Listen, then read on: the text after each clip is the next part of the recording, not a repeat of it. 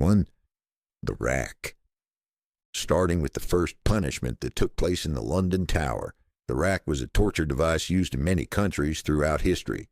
This punishment was originally designed for getting a confession, usually from criminals, slaves, or prisoners of wars. The device looked like a large ladder, but instead of secure steps, they would actually rotate like a rolling pin.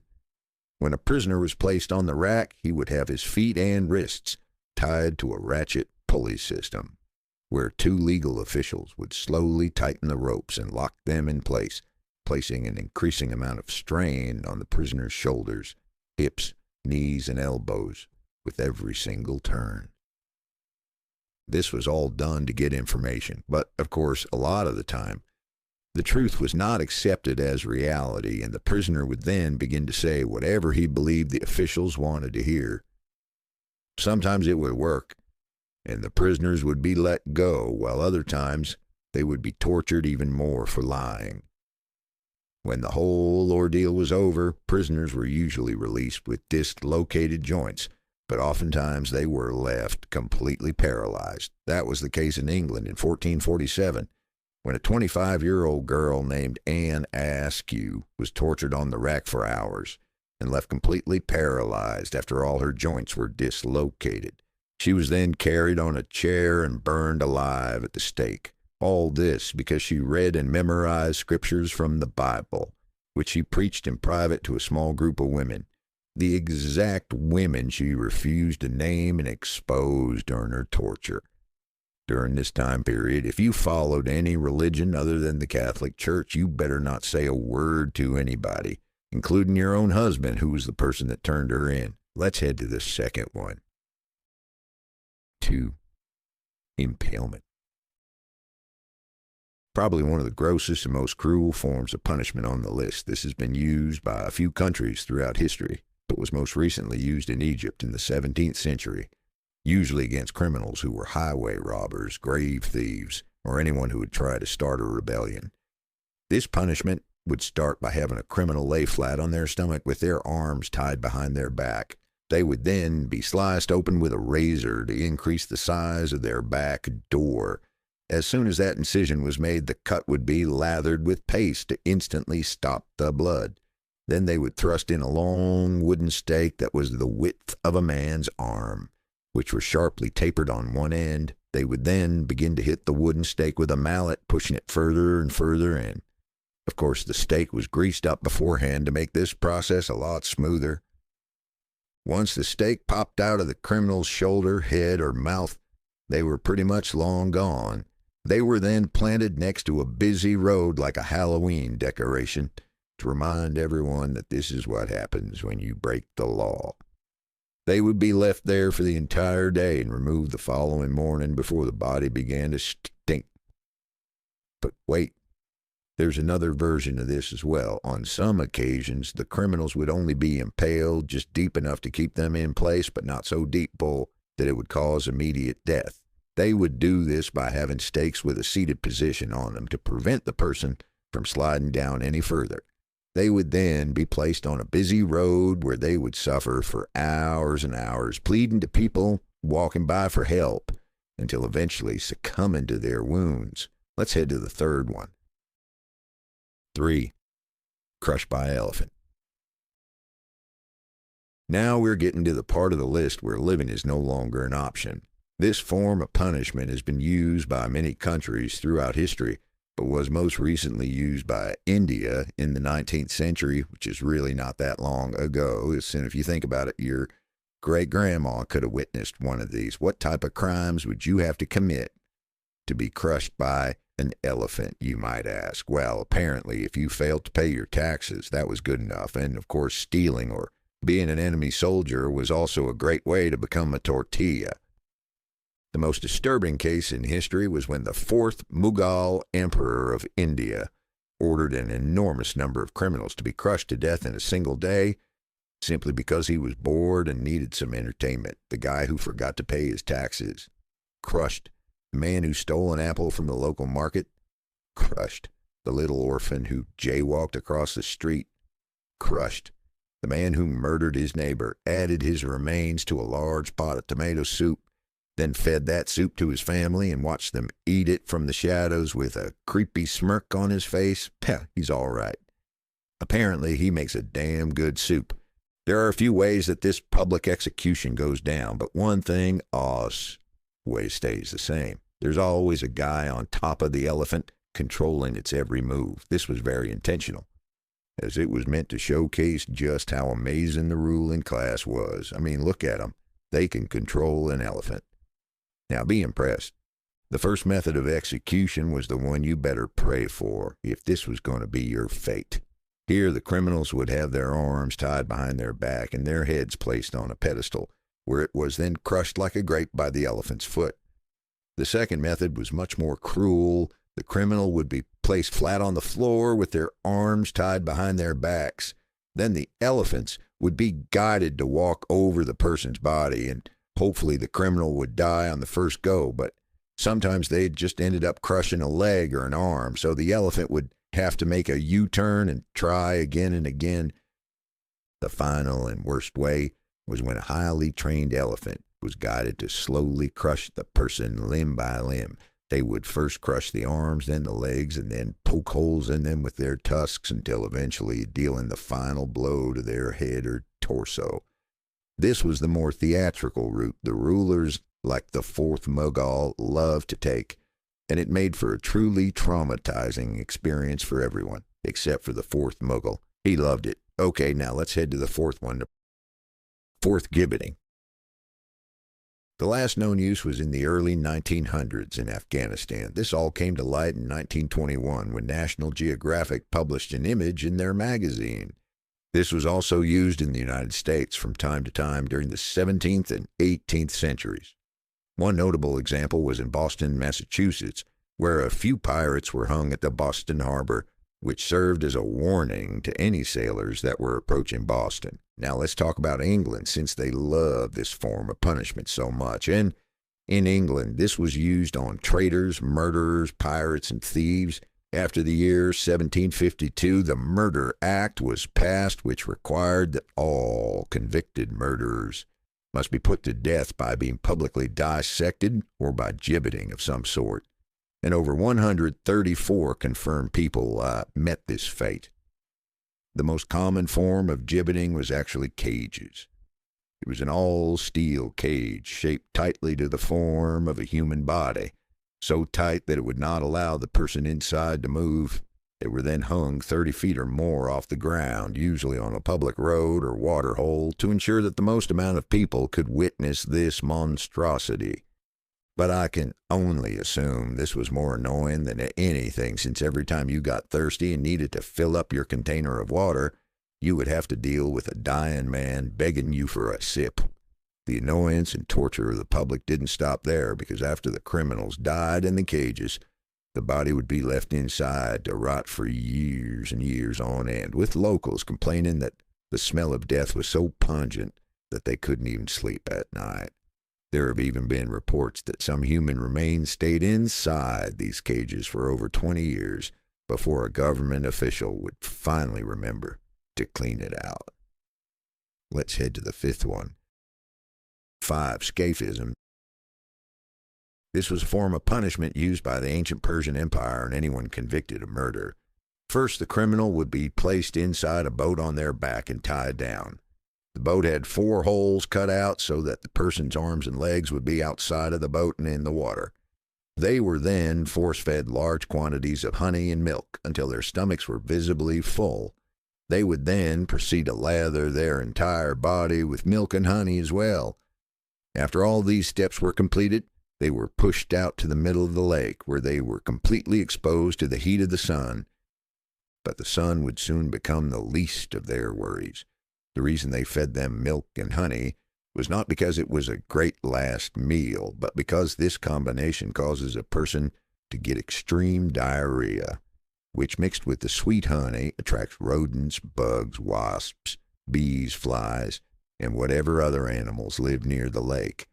After being tormented by the animals throughout the entire night, you would think that the daytime might get a little better. No, because as soon as the sun rises the following day, the person inside the boat gets another gigantic meal of milk and honey, and an additional lathering. This would be done on a daily basis to prolong the punishment for as long as possible. It was also well documented that the rodents would continuously attempt to burrow inside the person through their back door. They were probably trying to get a head start on their next meal. A writer named Johannes Zonaras wrote in great detail about one of these incidents. He would go on to say that it was one of the most horrid and cruel forms of punishment, since it was terribly long and seemed to have no end in sight. He wrote about a man who survived for an entire 17 days before he finally died from his wounds. Apparently, the man spent his last few days with his entire face completely covered with wasps, his flesh rotting away, filled with swarms of parasites and worms, all while being covered in his own filth. Moving on to sixth one, if y'all haven't subscribed, PLS do, and press the bell icon for upcoming videos like this. 6. The leather sack. Pornicule is Latin for penalty of the sack, and that's exactly what it was, just a lot more terrifying and cruel. This was an exclusive punishment for anyone who had murdered their own family members. It was first seen in the 2nd century in Rome, but would later be used by the Germans in the 18th century. It all begins with a convicted murderer being placed inside a thick leather bag. But just to make sure the man isn't lonely, they would then add a dog, a rooster, a viper, and a monkey. I don't know what these animals did to deserve this, but hey, at least the evil family murderer doesn't die alone. Once all the animals are added inside the bag, it is then sewn shut, creating an almost airtight seal. Now you would think this would be horrible enough, but no, this is just the beginning. As soon as the bag is sewn shut, it is then tossed into the ocean. Later on, these murderers would be given the option to either be placed inside the leather bag or be sent to perform at the Colosseum, where they could perform the act of being mauled to death in front of all their loved ones and peers. You know, at least they had the option. Let's head to the 7th one. 7. The rat, bowl, and tube. This is one of the sickest punishments in all of human history, and it involves the use of rats. I will cover 2 of them here, as they are very similar. The first use of this form of punishment dates back to 1568 during the 80 Years' War.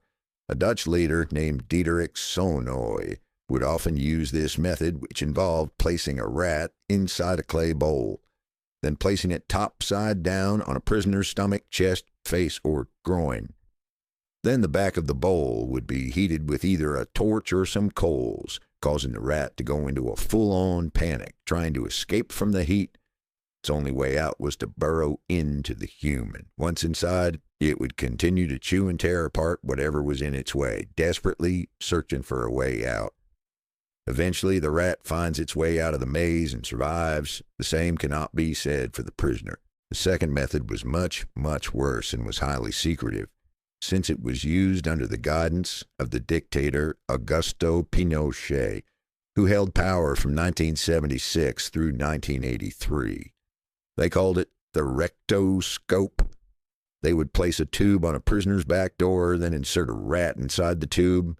The rat would then begin to burrow its way in. These people were so sick that they actually expected the prisoners to answer questions while this was going on. Eventually, the rat would find its way in and begin to move forward to find its way out. Nobody really knows how many people died from this punishment, but we do know that a ton of people went missing when this dictator was in charge. Let's head to the 8th one. Cadax's keel hauling. This brutal punishment was carried out at sea on sailors who would steal or be violent towards others and would usually result in death. Keel hauling would start with a sailor having his arms tied with a rope, then looped around the entire circumference of the ship before being tied off to his feet. The sailor would then be thrown overboard while the group of men on board pulled on the rope to slowly drag him around the outside of the ship, including over the keel, which is how this punishment gets its name. But a lot of the time, the sailor wouldn't even have to worry about it since they were dead before they ever reached it. It kind of just depends on how hard the guys on the rope feel like working that day. Not only were the sailors drowning and getting their backs and necks broken, On the keel, they were also getting sliced apart like a cheese grater by all the sharp barnacles on the outside of the ship. If by some miracle a sailor actually managed to make it all the way around the ship without dying, one of three things would happen. 1, he would be sent for round 2 and would surely be dead by then. 2, he would be freed and allowed back on the ship, where he would then slowly die from infections. Or 3, he would live the rest of his life single and being made fun of, since he was now fully covered in scars from head to toe. Moving on to the 9th one. 9. The Rat Dungeon.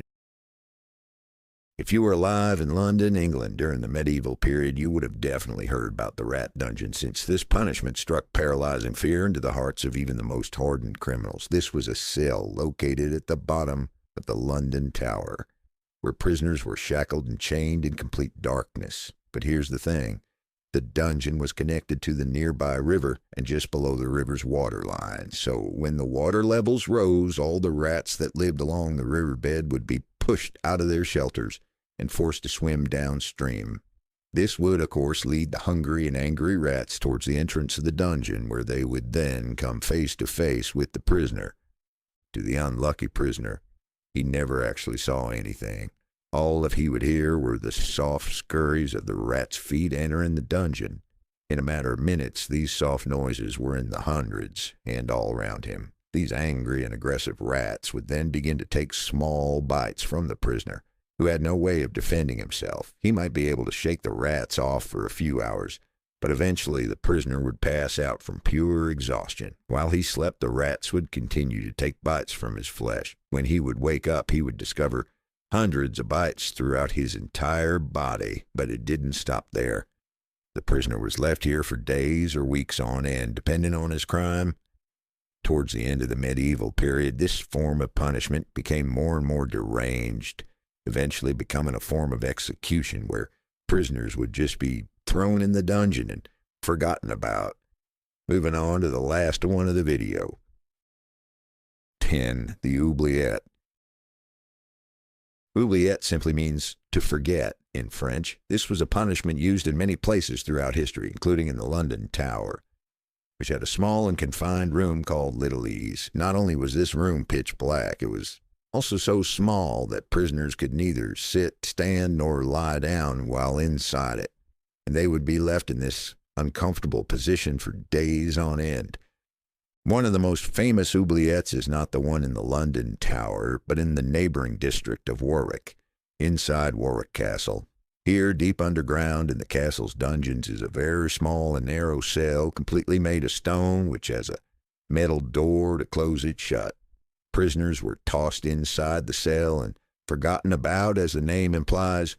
The prisoner would just have to sit there and wait for their inevitable death, which usually came in a few days from dehydration or starvation. Now, of course, this would be the best-case scenario, because in reality, most of the time, there would already be a rotting corpse inside of the cell to keep the new prisoner company. The previous occupier of the cell would serve as a daily reminder of his upcoming fate. But that's not the only companions that he will have, since the underground dungeons are completely infested with rats that have developed a taste for human flesh. But wait, there's more. These oubliettes existed in many of the castles throughout Europe, and in recent times, they have actually discovered these dungeons with dozens, if not hundreds, of human remains inside of it, as proof that they were hardly ever cleaned. Like in Leap Castle of Ireland, where in 1900, during the castle's renovation, a worker found a small opening behind a wall inside of the chapel. This hole had an 8-foot drop that led to a larger oubliette, and what the worker found inside shocked him, since it was filled with so many skeletons that they needed multiple carloads to clear it all out. But just when you think this section is over, it just keeps on giving. You see, there's been many stories of men who have been placed inside one of these dungeons and kept alive for years and years on end, surviving off crumbs of food and minimal amounts of water, prolonging their inevitable demise for as long as humanly possible. These cells were sometimes even placed on ground level so they could hear the voices and laughter of the people outside. an experience that they will never get again in this lifetime.